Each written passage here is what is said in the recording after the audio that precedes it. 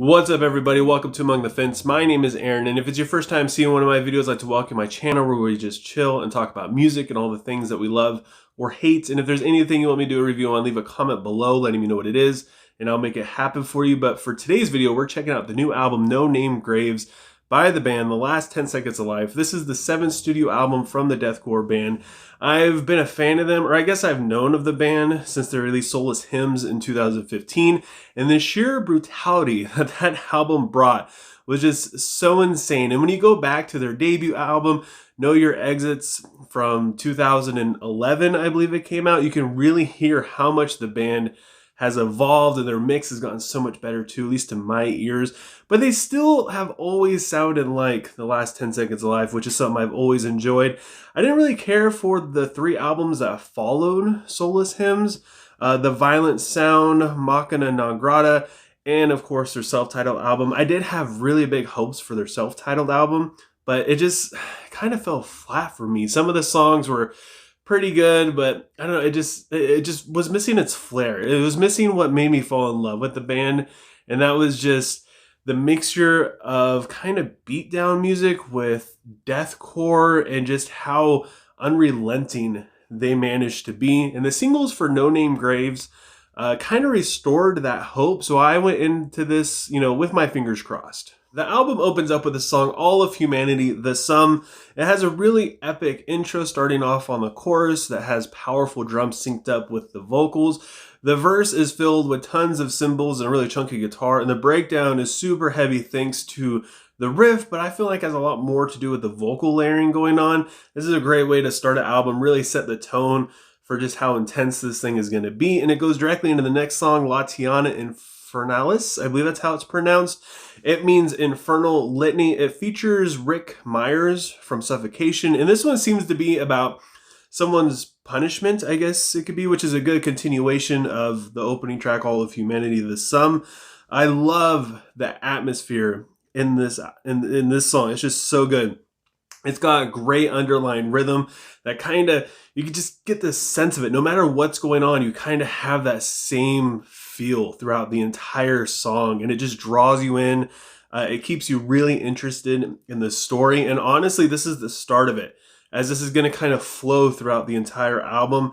And I feel like they really take their time. It doesn't feel like this band is really in a hurry to get anywhere. You kind of just sit around, like, really feeling every part of this song. I mean, they even have a very traditional build-up going into the breakdown with Rick Myers, it's just so devastating. He sounds so freaking good in this song. Then we have the title track, which features Devin Swank from a band I am unable to pronounce. This is kind of where the album already started to fall apart for me a little bit. It demonstrates how talented the drummer is, though. The vocals do start to become a little repetitive in the style that they're using and the tone and just how they're going about things. And even like the features don't bring a whole lot of variety to this. I mean, it is there, but like the breakdown has the same feel as the last song, Latiana's Infernalis, due to the drums and the openness and the syncopation. And then we have Body of a Bastard, which has a little bit more of a unique sound to it thanks to lead guitar. Some of the snarling vocals that are thrown in here and there, specifically when they come in with the blast beats, it sounds so freaking good. This one almost feels like the drums have been doing the same thing throughout the past 3 or 4 songs. But these minor changes definitely help, especially in the outro. But at the same time, even though it feels like it's doing the same thing, like I said, it feels like it's just the same rhythm is flowing throughout this entire album. It makes it feel like just one giant song, one giant thought. Things do get a lot better almost immediately, though, with the next song, Saint No More, featuring Ben Mason from Bound in Fear. This is one of my favorite songs. This one made me fall back in love with the drumming. It does feel like it's kind of doing the same thing still, but combining it with the riff and the chorus, it's just an absolute thing of freaking beauty. The guitar solo sort of thing that happens in the bridge that continues all the way through, and the outro just gives this thing so much dynamics. And I love how the guitar solo kind of it kind of hangs out in the background for quite a while, and you can just hear it just very faintly, and it just makes it feel so much more haunting.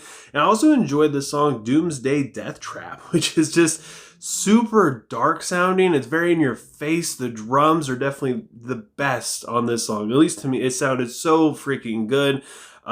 It's pretty raw too. You could definitely hear it in the guitar, since there's so much space when the guitar is done playing. Sometimes it cuts off, but like immediately, but sometimes you hear it fizzle out a little bit. And it's just, I don't know, to me, that's a really nice touch, especially since I'm a guitar player. I tend to pay attention to the guitar a little bit more. And I just love it when you just have this super raw guitar, especially in a song like this. This one really brings the heat. It's so heavy. It's so intense. And to me, I feel like they dive into the story full force. And right in between these two songs, we have the song Feel My Fangs in You, which is super vicious. It has a strong hardcore vibe to it, especially in the verses, as it just becomes more and more intense and aggressive. It works really well, kind of hinting on the theme of someone getting revenge. It does have some moments where I wish it just lasted a little bit longer, if that really makes sense. It's just, there's so many sections to this, and the fact that it's one of the shorter songs, being under 3 minutes, and it's a little proggy, they just fill up a lot of space with a lot of different things. Broken Glass Incantation makes you want to start stomping around your room. The pre-chorus has a really addicting rhythm that has a lead guitar melody that jumps in for the chorus. Not much else changes, but still sounds really good. As a single, I feel like this song worked really well. But within the whole album, I feel like this is probably the weakest song. Maybe it's because I heard it as a single first, and I don't know, I got a little bit too used to it, and I kind of knew what to expect. But all the other songs feel like they kind of brought just something different that fit the storyline. Like I said, how it has the same rhythm flowing through the whole thing. I feel like this song kind of dropped off in that just a little bit. Then we have Debt to the Dark. It has an old school feel to it, thanks to the clean guitar echoing in the background. It gives it like almost like a Metallica kind of sense.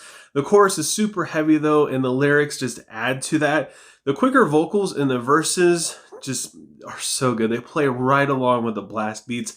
Everything just feels so in your face and heart pounding. And then the fade out was completely unexpected. I thought it was pretty dope. I enjoyed that so much. Like, it started fading out a little bit, and I was like thinking, I don't know, maybe they're going to go into a breakdown, but it's just a super slow fade out. It's something that deathcore, metalcore bands don't really do. Usually the song is just over.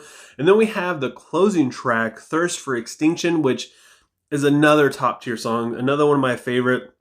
This is probably one of the more extreme songs on this track, with a 30-second blast beat fill section in the intro, followed by one of the best grooves that they have on this entire record.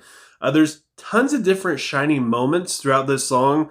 All the instruments kind of have their time in the sun, and I feel like we needed more of that throughout this album. I feel like the weakest point was we didn't really get enough of all the instruments kind of having a moment to really stand out in front and make you fall in love with them. My favorite thing about this album is how well it flows. It feels like I said, a complete story. It feels like a solid thought, like everything went into the theme of making this, especially musically. The instrumentation and songwriting are absolutely amazing in that sense. The drummer is a beast. He's an absolute machine. And the vocals are just non-stop, unrelenting brutality. I just wish, like I said, that there was a little bit more standout moments, specifically for just riffs. I wanted some really good riffs. The guitars mostly just kind of chug along, while the drums basically carry this entire album. It does break through. Sometimes there are some really cool riffs throughout this. It's just, it's pretty sparse. They're scattered out, kind of hard to find here and there. You got to listen really carefully for the cool melodies kind of hanging out in the background. Again, they're mostly just in the background. Sure, like it's not like a full-on guitar solo, but it would be really cool to hear that guitar, to hear it doing something. And the drums and the vocals just overpower it so much. And when you do hear it, it leaves you hungry for more, and not getting that, like on the next song even, you don't really get it until the very last song. It just kind of, I don't know, it's a turnoff. Honestly, it makes me want to go and listen to something else that's going to give that to me, like Signs of the Swarm, Fit for Autopsy, bands like that are going to deliver basically what this band is kind of teasing you with, in a sense. Again, another turnoff for this album is the vocals. They could be a little boring, and when you mix it all together, they feels just so redundant, having the same style of vocals with down tempo drums and just a chunky guitar and the same kind of breakdown, like on repeat over and over and over again. Sure, it feels like one thought, but at the same time, it's really easy to lose your interest in that. So with all that said, I got to give No Name Graves by the Last 10 Seconds of Life a 6.6 out of 10. But I want to know what you guys think. I have a feeling this is going to be kind of polarizing. A lot of you are probably going to disagree with how low of a score I gave this. I totally understand. Me personally, I prefer a little bit more of a mix-up, a little bit more variety for my vocals, especially distorted vocals. And also, I love riffs. Like I said, I'm a guitar player. I want to hear more riffs, especially if you just kind of give them here and there. I just want a moment where you just punch me in the face with it. So yeah, leave a comment below. Let me know what you thought of No Name Graves. Let me know what you would rate it and what your favorite song is. And if you enjoy this video, don't forget to give it a like. Doing that very simple thing helps us so much with YouTube's algorithm. It's crazy what it does.